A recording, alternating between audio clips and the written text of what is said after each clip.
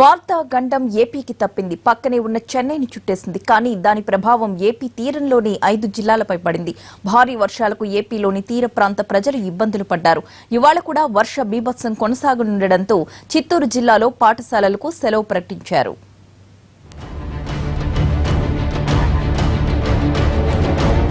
ఆంధ్రప్రదేశ్ వైపు దూసుకొచ్చిన వార్దా తుఫాన్ దిశ మార్చుకుని చెన్నై వైపు వెళ్లడంతో పెను ప్రమాదం తప్పింది.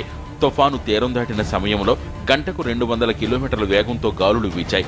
ఈ బీభత్సానికి తమిళనాడులో 10 మంది చనిపోగా వేలాది వృక్షాలు నేలమట్టమయ్యాయి. చిమ్మ చీకట్లు అలుముకున్నాయి. అయితే ఏపీకి ఈ గండం తప్పింది. రాష్ట్రంలో వర్షం, గాలుల ప్రభావం కనిపించింది. కానీ నష్టం మాత్రం చెన్నై తరహాలో లేదు.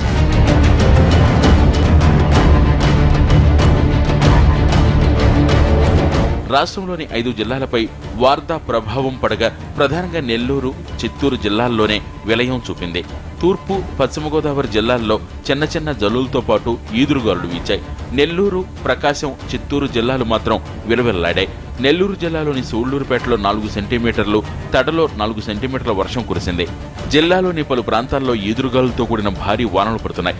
మొత్తం 11 తీర ప్రాంత మండలాల్లో తుఫాన్ ఎఫెక్ట్ ఉంది.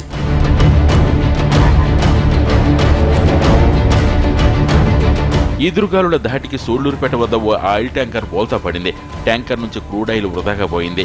సూళ్లూరుపేట సమీపంలో రైలు పట్టాలు దెబ్బతినడంతో విజయవాడ నుంచి చెన్నై వైపు వెళ్లే రైళ్లను గూడూరు, రేణుగుంట మీదుగా మళ్లిస్తున్నారు.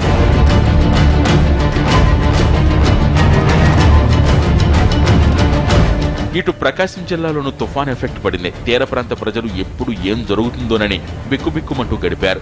రామాయపట్నం, మూర్తింపేట, సాలిపేట, కర్లపాలెం, ఆవులవారిపాలెం ప్రజల్ని సురక్షిత ప్రాంతాలకు చేర్చారు. కొత్తపట్నం బీచ్లో భారీ వర్షాలు కురుస్తున్నాయి.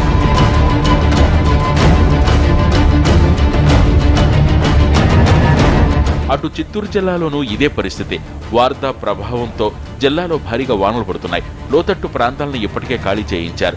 మరో 24 గంటల పాటు వానలు పడే అవకాశం ఉండటంతో అప్రమత్తమయ్యారు అధికారులు.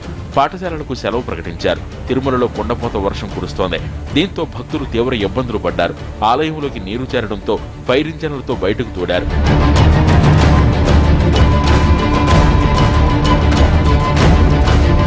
తాజా పరిస్థితిపై కేంద్ర హోంమంత్రి రాజ్నాథ్ సింగ్ ముఖ్యమంత్రి చంద్రబాబుకు ఫోన్ చేసి అడిగి తెలుసుకున్నారు. అవసరమైన సాయం అందించేందుకు సిద్ధంగా ఉన్నామని తెలిపారు.